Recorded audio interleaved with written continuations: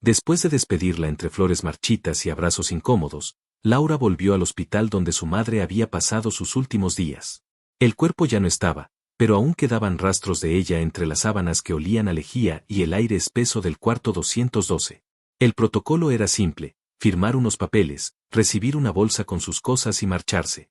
Pero nada de lo que había vivido en las últimas horas era simple. El funeral había sido un desfile de rostros conocidos y discursos vacíos. Gente que hablaba de su madre como si la hubieran querido más de lo que realmente lo hicieron. Algunos ni siquiera sabían que llevaba meses enferma.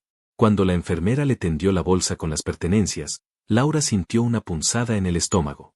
El sonido del plástico al rozar sus manos la quebró por dentro. Entre los objetos, su teléfono, unas gafas, un par de pastillas sueltas y el abrigo de lana que su madre usaba hasta en verano. En el ascensor, Laura apretaba el abrigo contra su pecho, sin saber por qué. Era una necesidad ridícula, infantil, casi desesperada. Al llegar al coche, no pudo más. Se sentó en el asiento del conductor y hundió la cara en la tela. Aún olía a su madre. A casa. A tardes largas viendo televisión juntas. Fue entonces cuando lo notó. Un bulto en el forro interior, algo duro. Metió la mano en el bolsillo oculto, ese que su madre siempre decía que era para guardar secretos. Sacó una hoja doblada en 4. El papel estaba arrugado y amarillento en los bordes. Había algo escrito con la letra temblorosa de su madre.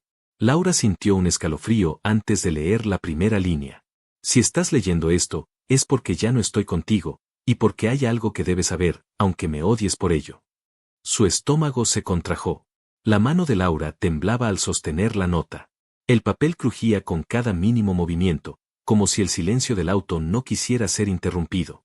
Tragó saliva y siguió leyendo, sintiendo como cada palabra parecía ir arrancando una parte de ella. Durante años, creí que lo mejor era protegerte.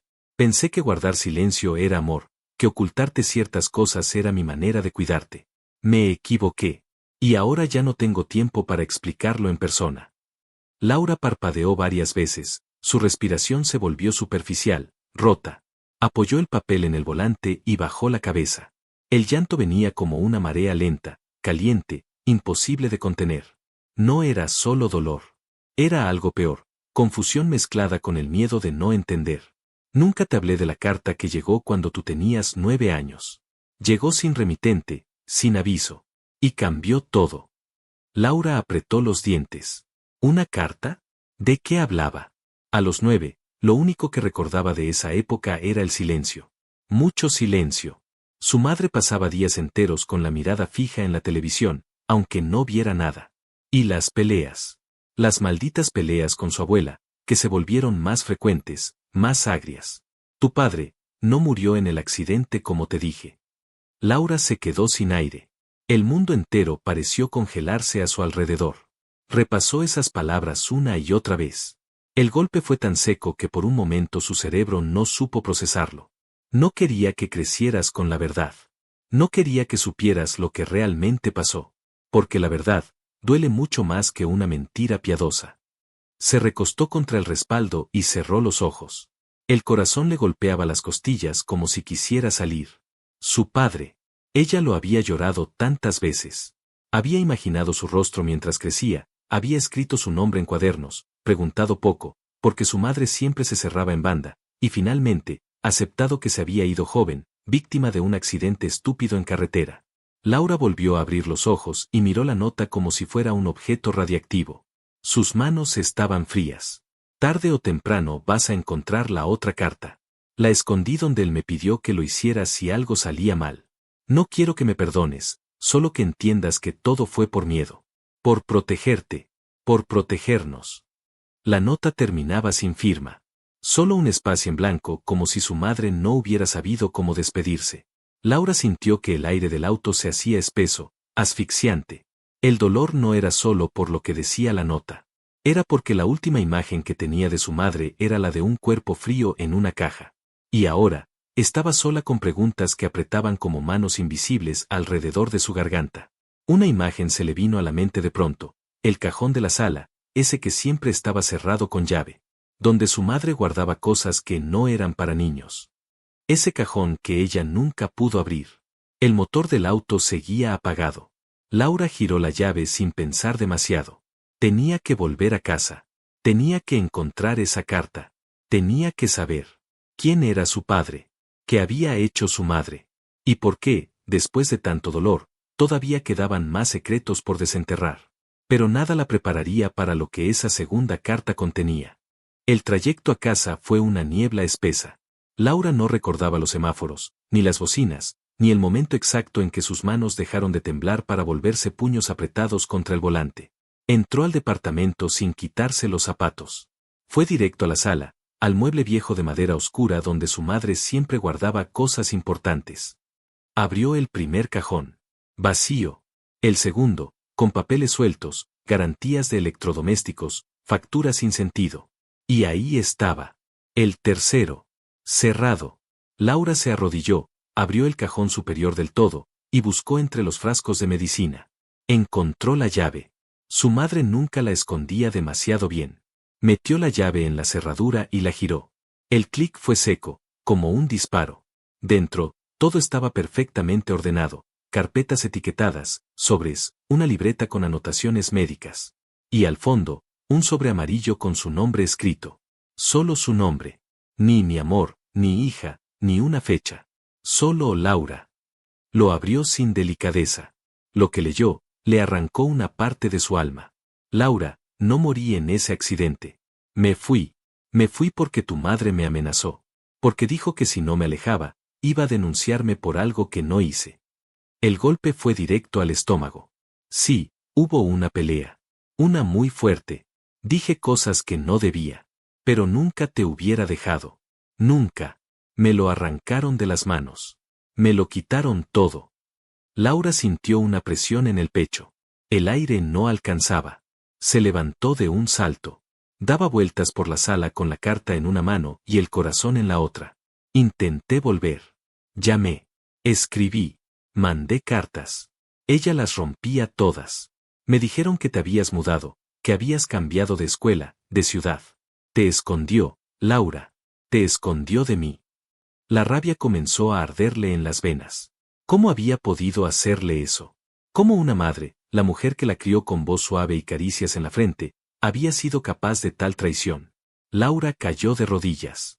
El suelo estaba frío, duro, pero nada dolía más que la traición. Su vida había sido una mentira cuidadosamente construida. Cada noche llorando por un padre muerto. Cada pregunta ignorada con una sonrisa forzada. Cada vez que su madre decía era mejor así cuando Laura hablaba del pasado. No era dolor lo que sentía ahora. Era furia.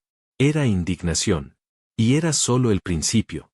En la parte inferior de la carta, escrita con una caligrafía más apurada, había una dirección. Una firma. Y una frase que la hizo apretar los dientes hasta casi romperlos. Sigo esperando. Si aún quieres conocer la verdad, ven. Estoy listo. El nombre que firmaba no era extraño. Era el nombre que su madre había prohibido pronunciar. Era su padre. Laura no recordaba haber vuelto a ponerse de pie. No recordaba haber guardado la carta en su mochila ni haber salido de casa. Todo se sentía automático, como si su cuerpo actuara por sí solo mientras su mente bullía con imágenes distorsionadas. Su madre recortando cartas que nunca llegaron. Su madre llorando sola en la cocina. Su madre abrazándola en las noches de fiebre. Y mintiéndole, durante toda su maldita vida. La dirección estaba a 2 horas en carretera. Una casa en las afueras de un pueblo que ni siquiera le sonaba. El trayecto fue silencioso. Ni la radio encendida ni la ansiedad eran suficientes para tapar la conversación en su cabeza. ¿Por qué? ¿Por qué carajo me hizo esto? ¿Y si él está mintiendo también? ¿Y si los dos jugaron conmigo? El coche crujió al detenerse frente a una casa humilde, con pintura descascarada y un jardín dejado al abandono. El portón estaba entreabierto. No había luces encendidas, pero se escuchaba una radio desde dentro, una voz masculina que hablaba de política, ronca y cansada. Laura bajó del coche, con la carta en el bolsillo y una mezcla de miedo y furia empujándola a cada paso. Golpeó la puerta. Nada. Golpeó de nuevo, esta vez más fuerte. ¿Quién es? Se escuchó desde dentro. Laura, dijo ella, sin pensarlo. Su voz salió seca, rasposa. Hubo un silencio largo. Muy largo. Luego pasos lentos. La puerta se abrió con un chirrido oxidado. El hombre la miró como si estuviera viendo un fantasma. «Sos igual a ella», murmuró. «No me digas eso», le cortó ella de inmediato, fría. «No vine a escuchar frases bonitas. Vine a que hables. A que expliques». El hombre asintió, se apartó y le hizo un gesto para que pasara. Laura dudó, y entró. La casa olía a encierro, a papeles viejos, a soledad. Él le ofreció una silla. Ella no se sentó. «¿Por qué no viniste por mí?», preguntó, conteniendo las lágrimas por puro orgullo. «Lo hice. Dios, Laura, lo intenté. Pero tu madre era más peligrosa de lo que crees». «¿Peligrosa?», bufó ella. «¿La mujer que me leía cuentos? ¿La que se rompía la espalda limpiando casas para darme de comer?». El hombre bajó la mirada. Luego fue hasta un cajón, lo abrió, y sacó una carpeta gruesa. La dejó sobre la mesa. «No es solo lo que te ocultó a ti, es lo que ocultó al mundo. Mira». Laura abrió la carpeta. Documentos, actas, fotografías, copias de denuncias. Y en el centro, una foto borrosa, tomada con una cámara vieja. En ella se veía a su madre, más joven, en una oficina, estrechando la mano de un hombre con traje. Pero ese no era su padre. «¿Quién es?», preguntó ella. El hombre tardó unos segundos en contestar. «Un fiscal federal. El hombre que cerró mi caso. Que impidió que me vieras. Que borró mi nombre de todos los registros». Laura lo miró sin comprender. «¿Qué estás diciendo?». El hombre respiró hondo. «Tu madre no solo me separó de ti. Estaba implicada en algo más grande. Algo que ni tú, ni yo, entendíamos en ese entonces. Y ese fiscal». La miró, con los ojos vidriosos. Era su amante. Un silencio brutal llenó el cuarto. Laura sintió que la sangre le zumbaba en los oídos. «¿Qué?», susurró. El hombre asintió. «Te alejaron de mí para proteger una mentira. Una historia limpia. Ella inventó mi muerte, porque yo sabía demasiado. Y porque él necesitaba desaparecerme». Laura retrocedió un paso. Su estómago se revolvía. Toda su infancia, su adolescencia, sus duelos, habían sido construidos sobre una historia falsa. Una historia que su madre eligió fabricar, por amor. Pero no por ella. Por otro. «Aún hay más», dijo el hombre. «Y no lo vas a creer si no lo ves con tus propios ojos».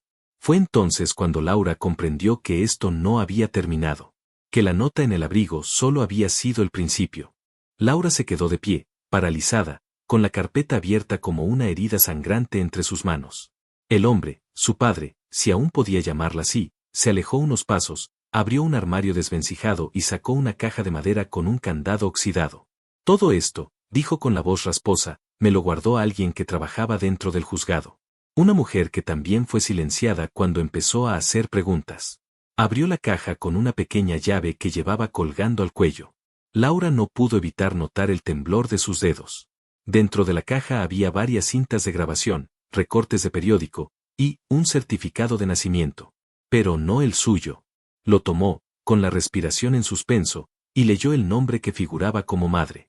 No era el suyo. Era el de una mujer desconocida. Y el nombre del bebé. No. «¿Quién es este niño?», preguntó, sabiendo que no quería oír la respuesta. El hombre la miró, con una tristeza que le arrugaba el rostro. «Tu hermano». El silencio cayó como una losa entre los dos. «¿Qué?», balbuceó Laura. «¿Qué hermano? ¿De qué estás hablando? Tu madre tuvo otro hijo antes que a ti. Lo tuvo con ese fiscal. Él la abandonó, claro, cuando supo que el embarazo podía arruinar su carrera. Ella lo dio en adopción, obligada por su familia. Nunca volvió a verlo». Laura sintió que el aire le quemaba los pulmones. «¿Un hermano? ¿Una historia entera escondida detrás de paredes llenas de fotos falsas y cumpleaños huecos? Y cuando me conoció a mí», continuó el hombre, «quiso empezar de nuevo. Contigo. Pero nunca superó lo otro. Nunca. Y en algún momento, todo se mezcló. Su dolor, su culpa, su necesidad de controlarlo todo». Laura cayó sentada en la silla, como si sus piernas ya no pudieran sostenerla. No sabía si llorar, gritar o salir corriendo. «Me dijo que si hablaba, que si trataba de recuperarte, iba a decir que yo había abusado de ti, que tenía pruebas falsas. Testigos. El fiscal lo habría hecho volar todo. ¿Qué iba a hacer, Laura?». No tenía cómo defenderme. Las palabras resonaron como un eco vacío. Y entonces, la furia se apagó. Y solo quedó compasión. Compasión por ese hombre que había sido sepultado en vida. Compasión por ese niño que había sido entregado y borrado. Compasión, incluso, por su madre. Porque Laura, por primera vez, pudo ver el miedo detrás de las decisiones. El dolor detrás del silencio. La desesperación de una mujer rota intentando recomponer su vida con piezas que no encajaban. La mujer que la había criado no era una santa. Pero tampoco un monstruo. Era algo más aterrador. Humana. ¿Sabes dónde está él?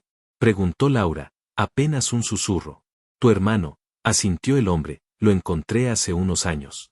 No sabe nada. Tu madre me hizo prometer que nunca lo buscaría. Laura levantó la mirada. Su voz salió con una mezcla de dolor y determinación. Entonces es hora de romper otra promesa. Una semana después, Laura estaba frente a una cafetería de barrio en otra ciudad. Había llovido esa mañana, y el pavimento aún estaba mojado. La carta original, la carpeta, y el certificado de nacimiento ahora reposaban en una mochila a sus pies. No sabía si los mostraría. No sabía si debía. Lo había encontrado. Se llamaba Julián ahora. Tenía 32 años. Era profesor de secundaria. No sabía absolutamente nada. Ni de su origen, ni de su madre biológica, ni de ella. El encuentro lo había acordado por mensaje, a través de una cuenta falsa de redes sociales que usó para contactarlo sin levantar alarmas. Él pensaba que era una simple reunión por un tema académico. Pero cuando la vio, cuando Julián la vio, frunció el ceño como si algo le resultara vagamente familiar. ¿Nos conocemos?, preguntó, cordial. Laura sonrió con tristeza. No había una forma amable de decir lo que tenía que decir. Pero esta vez no había lugar para más mentiras. No, pero deberíamos. Soy tu hermana. El silencio fue casi poético. Ella habló durante casi una hora. Contó todo. Con cuidado, sin dramatismos, sin adornar. Desde la nota en el abrigo hasta la última conversación con su padre. Julián escuchó sin interrumpir, con el ceño fruncido, incrédulo, conmocionado. Cuando terminó, Laura esperó. Sabía que cualquier reacción era válida. Rechazo, dudas, enojo, pero lo que recibió fue un suspiro largo, agotado, y luego. Yo siempre sentí que algo faltaba, que algo no encajaba. Ahora lo entiendo. Se quedaron en silencio. No había necesidad de llenar cada segundo con palabras. Esa noche, Laura regresó a casa. Al llegar, encontró la caja de pertenencias de su madre sobre la mesa, aún abierta. El abrigo seguía ahí, doblado con cuidado. Lo abrazó por última vez. Esta vez no lloró.